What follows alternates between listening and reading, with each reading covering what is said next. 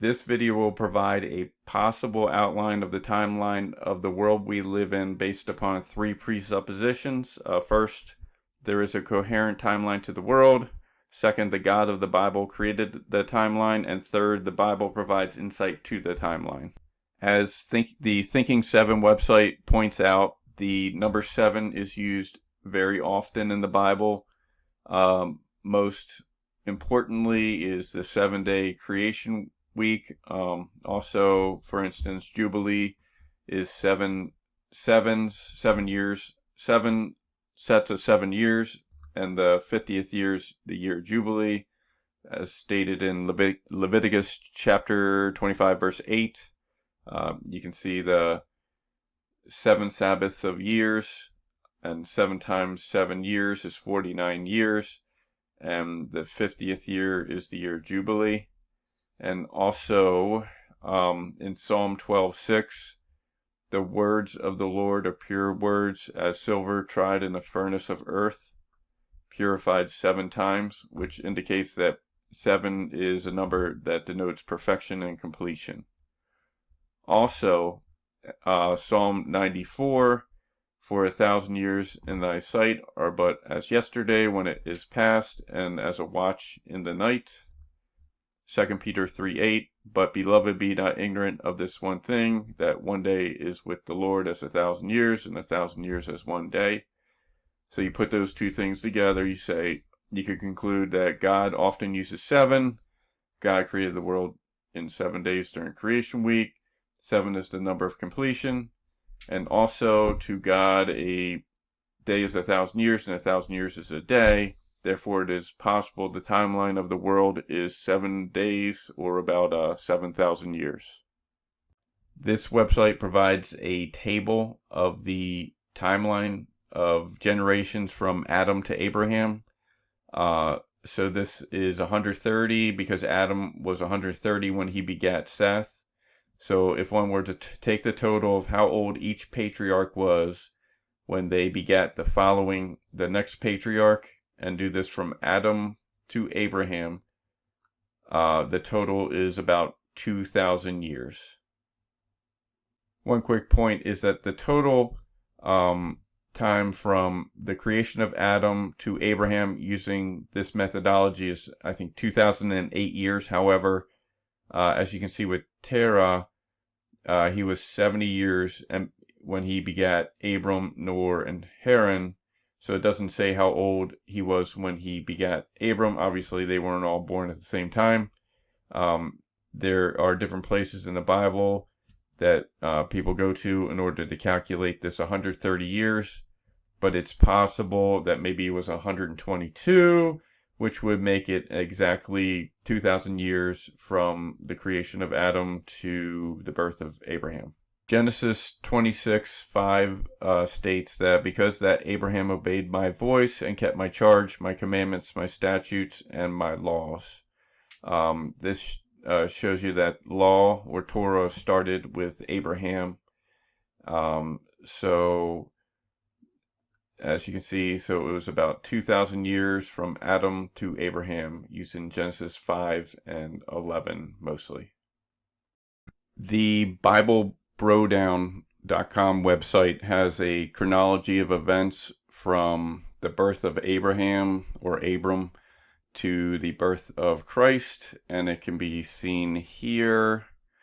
And the chronology results in Abraham's birth being calculated to be around 2006 BC and Christ around 2 BC. So it's about 2,000 years from the birth of Abraham to the birth of Christ. So it is 2,000 years from Abraham to Jesus. Jesus fulfilled all the necessary prophecies of his first coming, one of which was written in the book of Daniel, chapter 9, verse 24 through 27. In Daniel chapter 9, verse 26, and after 62 weeks shall Messiah be cut off, but not for himself, and the people of the prince that shall come shall destroy the city and the sanctuary, and the end thereof shall be with a flood, and unto the end of the war desolations are determined. So Jesus Christ, the date of which when Jesus Christ died isn't known for sure, but I used the number 33 AD, and it said that the city of Jerusalem and the second temple is the sanctuary. They were destroyed in 70 AD. So Jesus died, and then the city and the sanctuary and the temple were destroyed. And as Jesus said in Matthew 5:17, think not that I come to destroy the law or the prophets. I am not come to destroy, but to fulfill. So Jesus Christ's death fulfilled the law or the Torah. After Jesus Christ was crucified, the world transitioned from an age of law to an age of grace. Hosea 6:2 states, after 2 days will he revive us. In the third day he will raise us up, and we shall live in his sight. The argument is the first 2 days or 2,000 years represent the age of grace, and the third day, or 1,000 years, millennial reign, as stated in Revelation chapter 20, where the devil will be bound up for 1,000 years. I used 33 AD as the death of Christ from Luke 3:23. Jesus began his ministry around 30 years of age, and there were 3 Passovers during his ministry from John 2:13, John 6:4, and John 13:1, and that would put his age around 33 at the time of crucifixion. So the time from the birth of Christ to his return is about 2,000 years, and then a 1,000-year millennial reign. A couple things to note. The 70th week of Daniel 9:27, is the tribulation, 7-year tribulation. Revelation 11:2-3 shows that it'll be 2 42-month or 3.5-year sections, which is 42 months, or 1,260 days. And Matthew 24:29-31 states that immediately after the tribulation of those days shall the sun be darkened, and the moon shall not give her light, and the stars shall fall from heaven, and the powers of the heavens shall be shaken.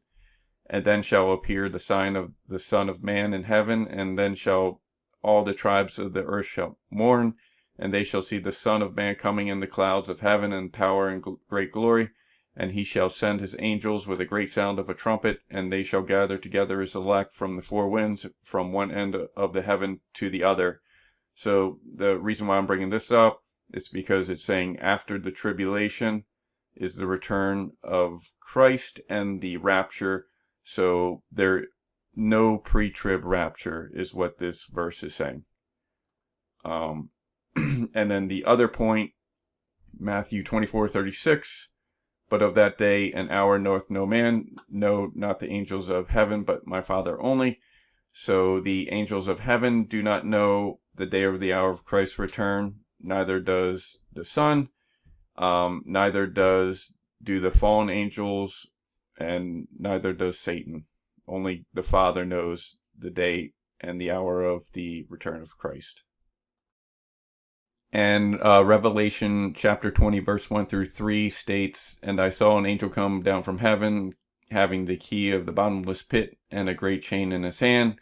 And he laid hold of the dragon, the old serpent, which is the devil and Satan, and bound him 1,000 years, and cast him into the bottomless pit, and shut him up, and set a seal upon him, that he should receive the nations no more till the 1,000 years should be fulfilled.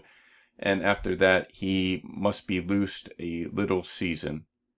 So the little season follows the millennial reign. And then Revelation 21:1, and I saw a new heaven and a new earth, for the first heaven and first earth were passed away, and there was no more sea. So the sequence is the millennial reign, and then a little season, duration not specified, and then followed by a new heaven and new earth. And I guess the end of this heaven and earth, another way to put it. So 2,000 years from Adam to Abraham is 2,000 years without the Torah or law. Abraham to Jesus is 2,000 years, 2,000 years with the Torah or law. Approximately 2,000 years from Jesus Christ's crucifixion to his return, which is the 2,000 years post-fulfillment of the Torah, age of grace, and the millennial reign of 1,000 years, then a little season, and then a new heaven and new earth.